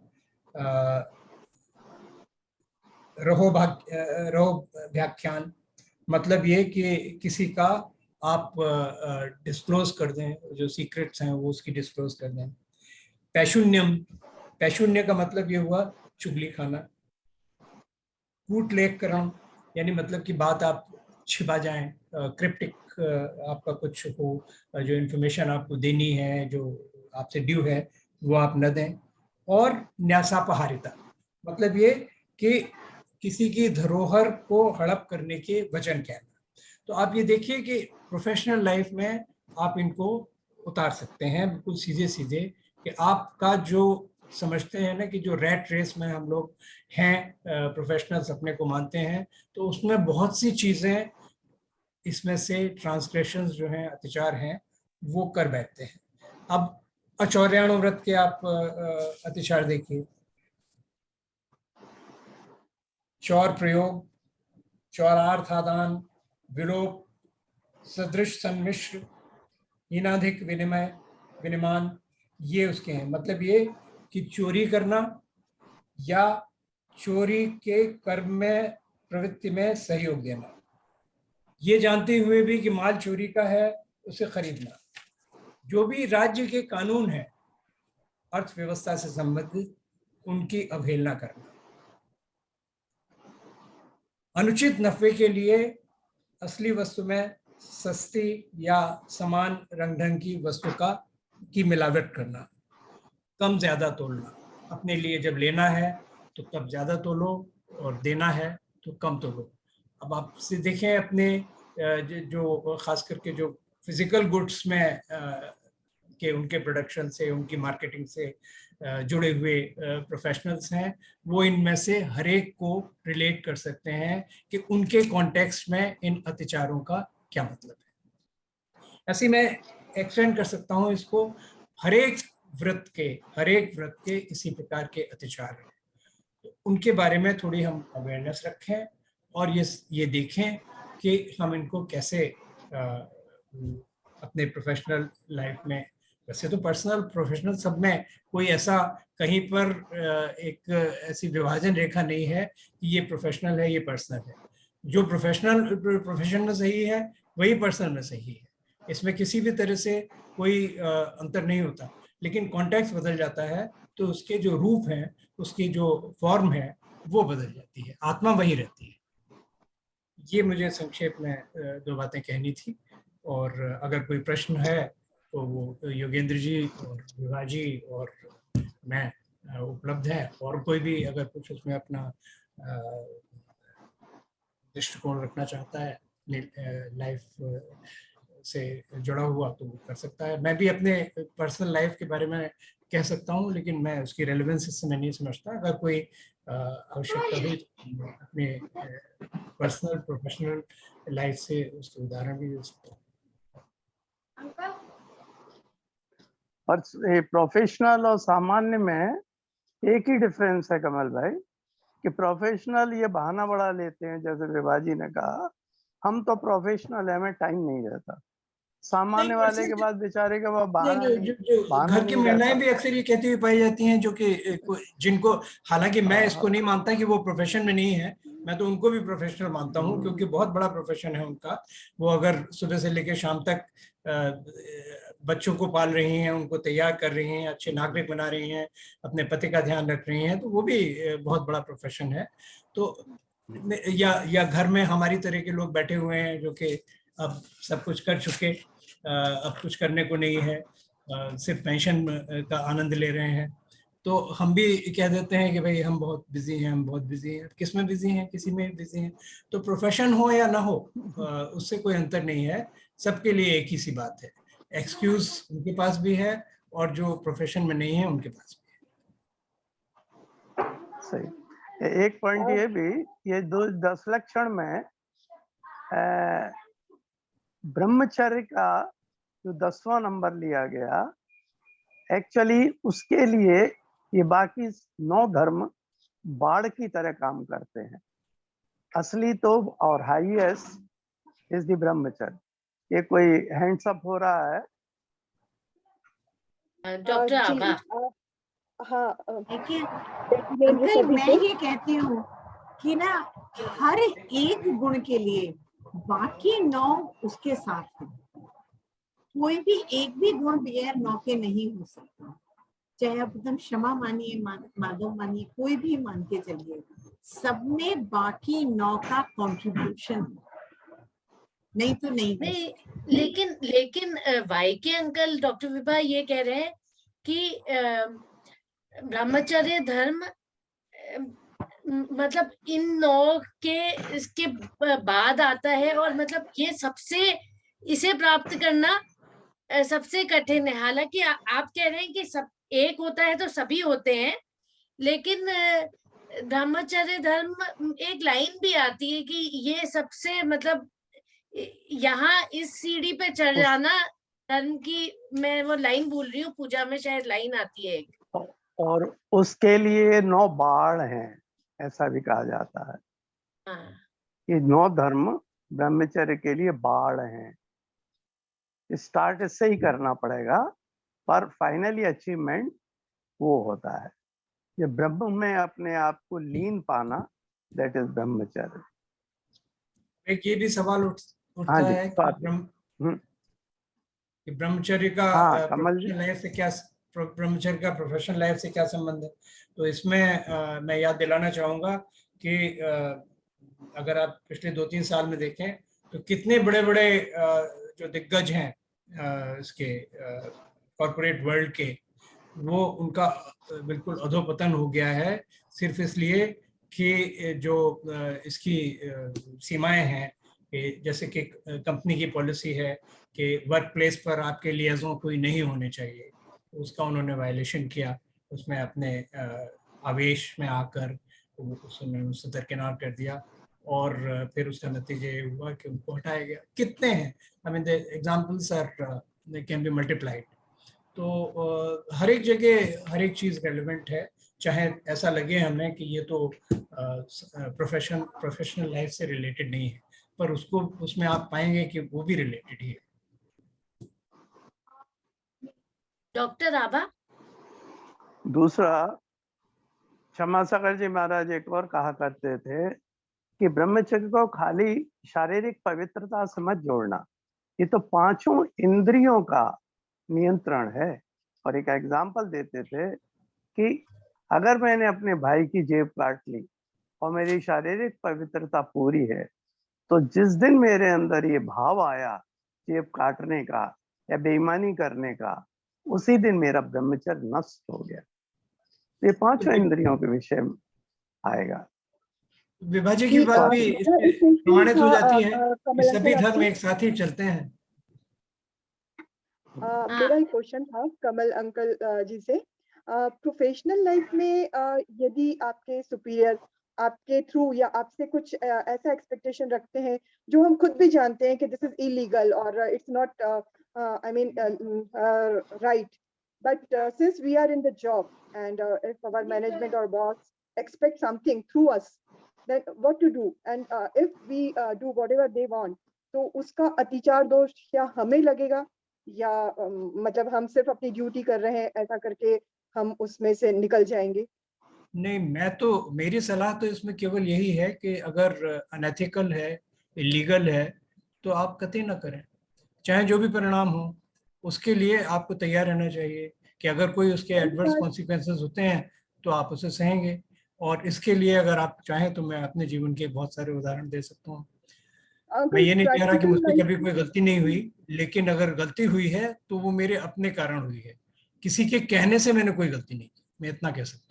मतलब इतना इलीगल नहीं, like for example suppose we are in the educational institute and we commit something which we always know that कि it's not possible in future. Sometimes towards the students हम जब उनको काउंसलिंग करते हैं तो कई बार हमको बैक ऑफ माइंड पता होता है कि ये थोड़ा इम्पॉसिबल है या नहीं हो पाएगा, but since because of the pressure of management and all other हम कमिट करते हैं कि नहीं नहीं ऐसा हो जाएगा फ्यूचर में एंड ऑल अदर, जो कि हम खुद भी कन्विंस नहीं है।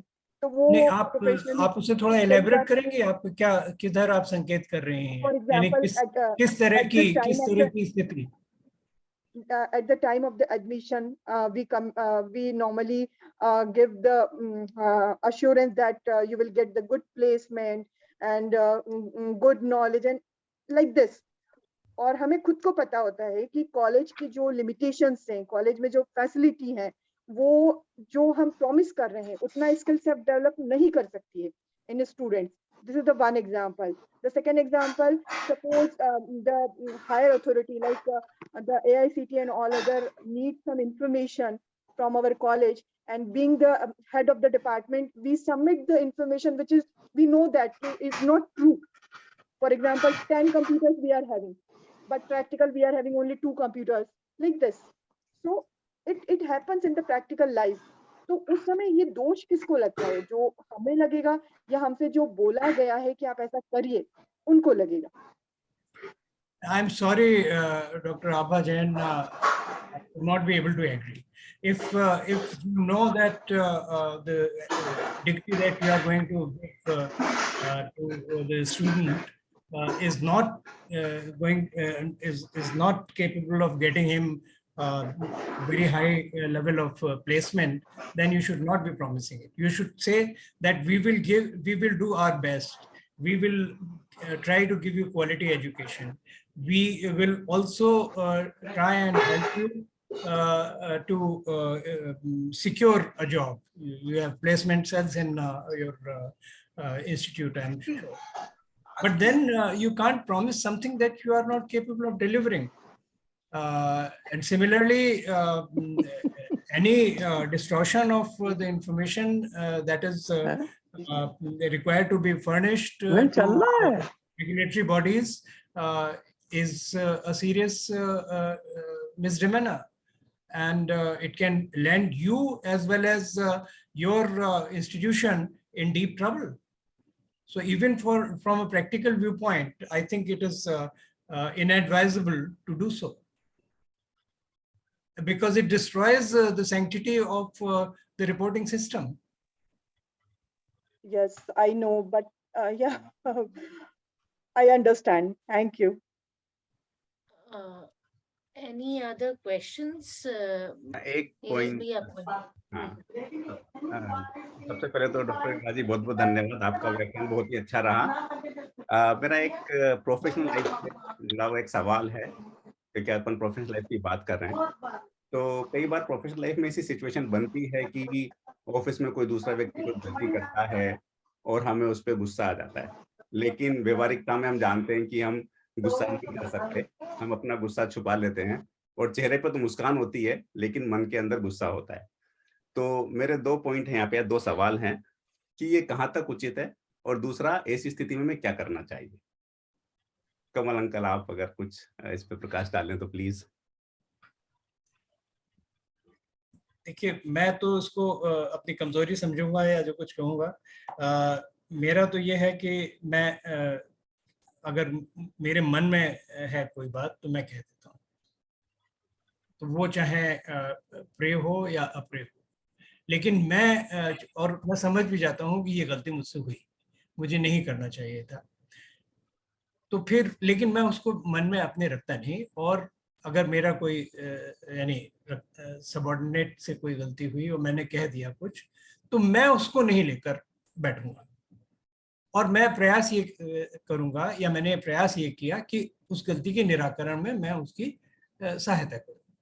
तो मैंने ये पाया कि शुरू शुरू में लोग काफी आतंकित रहते थे, लेकिन कुछ दिनों बाद, कुछ महीनों बाद ये उनकी समझ में आ गया कि ये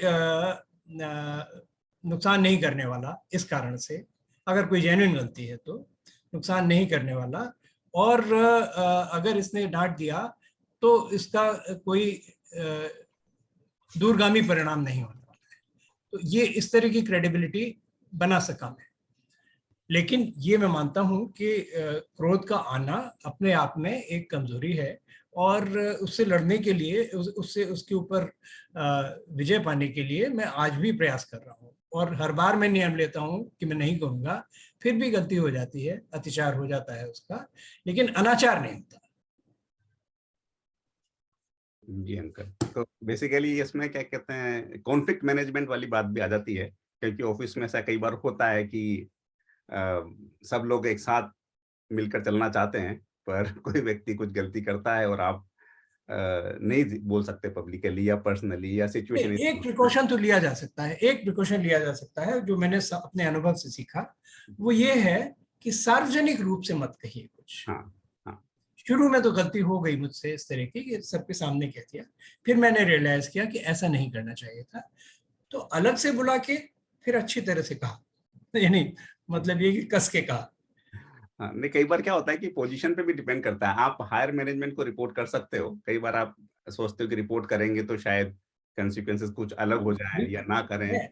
I can cite so many instances where I have been instrumental in getting people dismissed, the ultimate punishment, and that also was given to people of the rank of chairman and managing director of a leading public sector enterprise.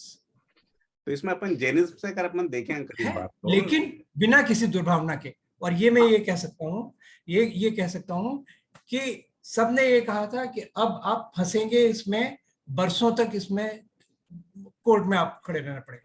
That gentleman did not prefer an appeal, accepted it, because he was convinced that what was done in a fair manner after giving ample opportunities, and there was no ill feeling afterwards also.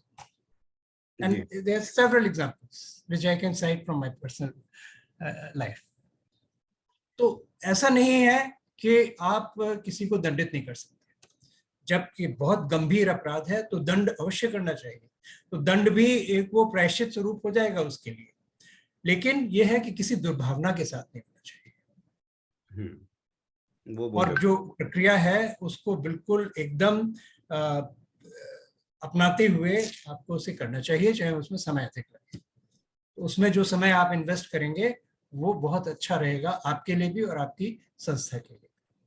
तो basically अगर अपने को कोई बात गलत लगती है या इस पे अपने को गुस्सा आ रहा है तो उसको अपन ऐसा दिखावा ना करें कि हमें कुछ फर्क नहीं पड़ रहा. उसका जो भी प्रोसेस है वो, अगर आप कुछ करने जा रहे हैं, कुछ आपको फर्क पड़ रहा है, तो ये कह देना बेहतर है कि फर्क पड़ रहा है.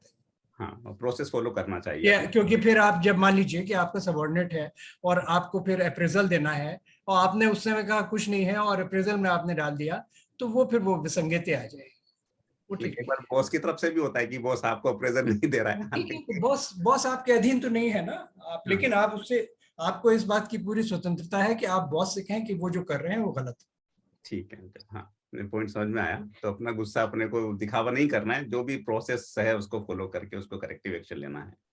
कम से कम मेरा अनुभव ये है और उसके आधार पर मैं कह रहा हूँ. बिल्कुल सही है. Thank you very much. तो हमारा वैसे टाइम तो ऊपर हो चुका है, तो I think in the interest of time will wrap up.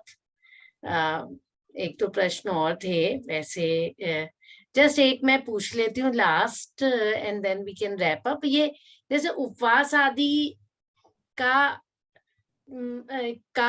10 लक्षण पर्व में क्या महत्व है, जस्ट मतलब वैसे तो हमने बहुत सुना हुआ है, लेकिन एक पर्सपेक्टिव कमल अंकल आप या कोई ये भी तो दे। सीधा सीधा तप धर्म में आपका आ गया, क्योंकि तप क्या है, वो इंद्रिय निग्रह तप है, इच्छा निग्रह, इच्छा निरोध तप। तो आप अपनी इच्छाओं का निरोध कर रहे हैं। तो जब आप व्रत करते हैं तो उसमें आप और भी तमाम गतिविधियों से अपने आप को अलग कर लेते हैं। केवल उसमें उपवास में केवल भोजन का ही नहीं होता है। उपवास का अर्थ ही, शाब्दिक अर्थ भी अगर आप देखें तो उपवास का अर्थ होता है कि अपनी आत्मा के निकट बैठना। ये नहीं हो सकता कि आप उपवास कर रहे हैं और आप उसमें शेयर मार्केट में अपना खेल भी खेल रहे हैं, ये नहीं है। तो वो, क्योंकि फिर आप आत्मा के निकट नहीं बैठे हुए हैं। तो आत्मा के निकट बैठने का मतलब ये है कि आप अपने आप को स्वाध्याय में लगाएं, या आप जो भी करते हैं सामयिक करते हैं, या जो भी कुछ आपकी स्थिति के अनुसार है। हो सकता है कि आपको उपवास के दिन छुट्टी भी ना मिले, ये भी हो सकता है। प्रोफेशनल लाइफ में ये अक्सर होता है, और मेरे ख्याल में जब तक कि कोई बहुत सीनियर पोजीशन में नहीं है तब तक अधिकांश लोगों को इस तरीके की स्थिति में। तो उसमें जितना काम वहां पर करना है उतना काम आप सच्चे मन से वहां पर कीजिए। फिर उसके आप आके अपना जो आपके पास समय बचा उस समय को आप अपने आत्मकल्याण के लिए लगाइए। तो फिर आपको थोड़ा अपने आप को डिसोसिएट करना होगा। जो सामान्य, यानी जो अनुपवास के दिन जो आपकी गतिविधियां होती हैं, उन गतिविधियों से आपको अपने आप को अलग करना होगा। इसमें इसके एक्सपर्ट योगेंद्र जी हैं, आप उनसे पूछिए। ये क्रोध के मामले मुझे एक पॉइंट ध्यान आ रहा था कि जब मैं डील करता था, या चाहे वो घर के ही वो कार्य सेवक हों या ऑफिस के हों, तो जैसे घर में एग्जांपल दूं तो मैं भाभी माँ को बोलता था, भाई माँ अब मैं उसे डांटने जा रहा हूँ, तो चलो नौवा नमोकार मंत्र पढ़ते हैं अपन। नौवा नमोकार मंत्र पढ़ा और जाकर ढुशुंग ढुशुंग ढुशुंग डांटा, और लौट के आके फिर भाभी माँ मैं डांटा आया, अब जरा नौवा नमोकार मंत्र दोबारा पढ़ते हैं।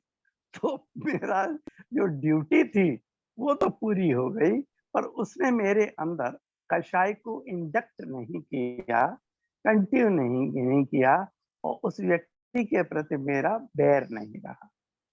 ये अनुभव मेरे ख्याल से प्रोफेशनल्स के काम आएगा।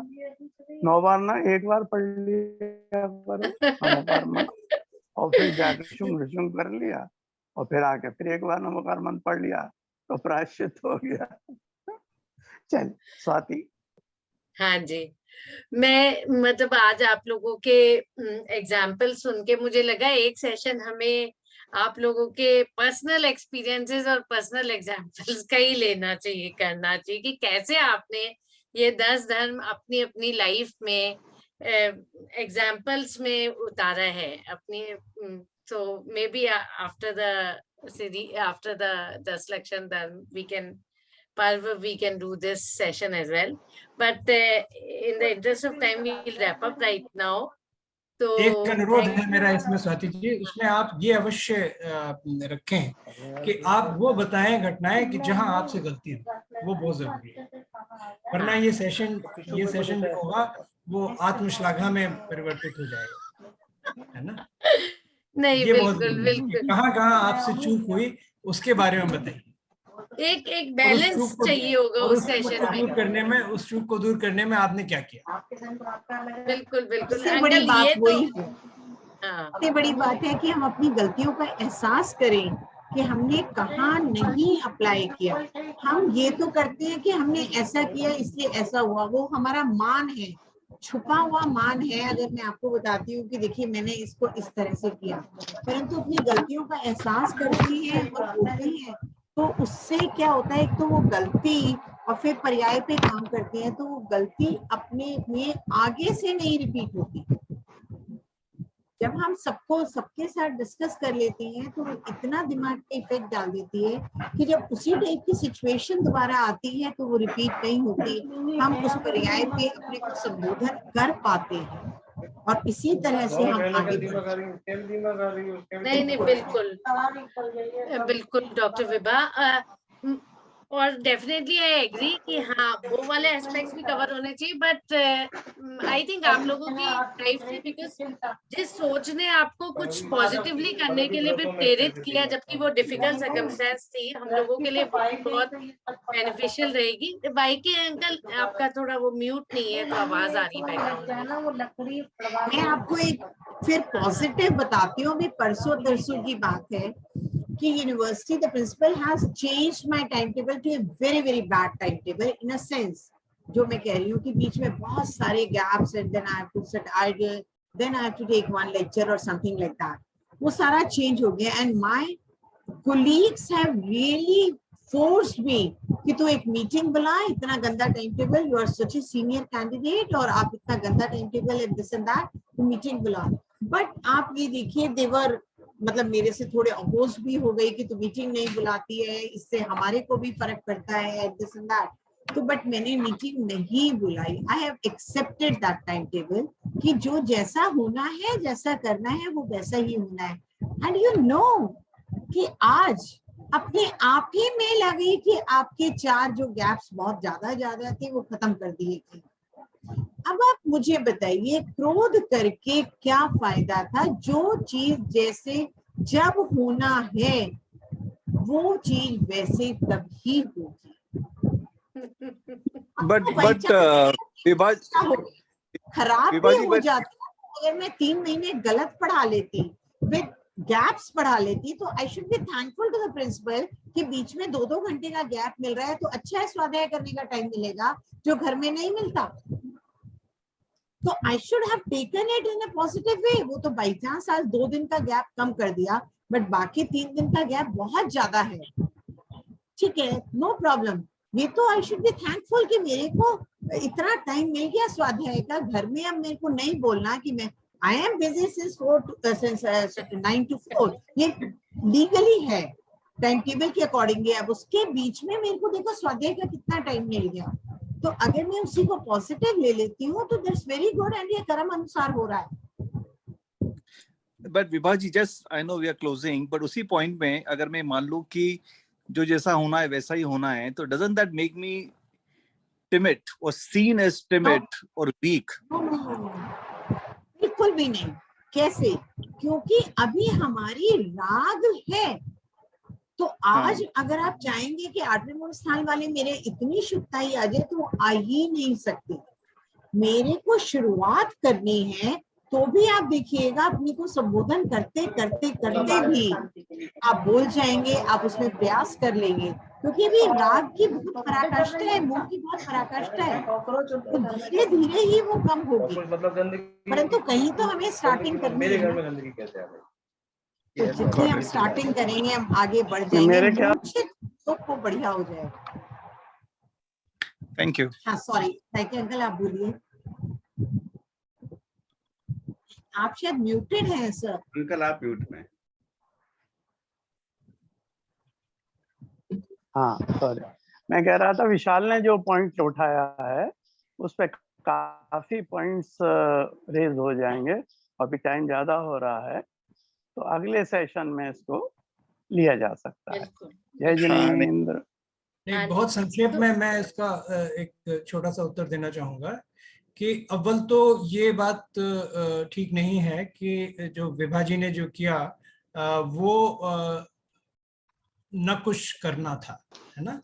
वो भी बड़े पुरुषार्थ का काम था कि आप एक प्रतिकूल परिस्थिति आई और उस प्रतिकूल परिस्थिति में अनुकूलता ढूंढ ली कि उसके अंदर आप क्या कर सकते हैं। जो आपको गैप मिल गया उस गैप का आप उपयोग कर सकते हैं, और ये एक सकारात्मकता दृष्टिकोण की दिखाता है।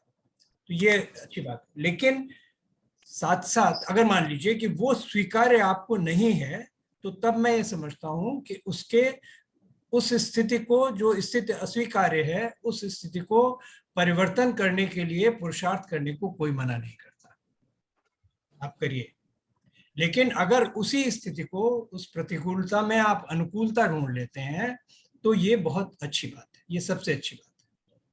पर अगर वो किसी तरह से आप स्वीकार नहीं कर सकते तो उसके परिवर्तन के लिए आपको अवश्य प्रयास करना चाहिए। और फिर उसके बाद भी आपके पास विकल्प होते हैं कि अगर उसके बाद भी इतना प्रयास करने के बाद भी सफलता न मिली और वो असफलता आपको अस्वीकार्य है, तो आप उससे अपना संबंध भी तोड़ सकते हैं. Go away from there, that option is also available. तो वो उसमें कोई किसी तरह की आपत्ति नहीं है. ये सब चीजें आपके आगम ग्रंथों में अनुमन्य है. Fine. Thank you, Uncle, for such an amazing response to this question. Very short and crisp. Bas ab because it is quite we've exceeded Great. time. So thank you so much. Thank you, Dr. Vibha. Not only for this session today, not only for this amazing session today, but always being there to take up the sessions whenever required. So thank you so much, or thank you Kamal uncle, YK uncle, for your insights, your example and your experiences. और मैं as I end, I would just like to reiterate 2 lines from Dr. Vibha's session. एक तो मैं बोल चुकी हूँ और 2 और line which we should remember during 10 लक्षण धर्म, 10 लक्षण पर्व. धर्म मिथ्यात्व और कषाय के अभाव का नाम है, मंदता का नहीं. तो हमें अभाव करना है और क्रोध के अभाव के साथ साथ वैर के अभाव को उत्तम क्षमा कहा गया है. तो हम क्रोध का भाव तो कर देते हैं लेकिन वैर का भाव नहीं कर पाते हैं, तो वो भी बहुत जरूरी है. And with that I would like to end. Thank you so much. Thanks everyone. Jai Jinendra. Jinendra. जय जिनेंद्र.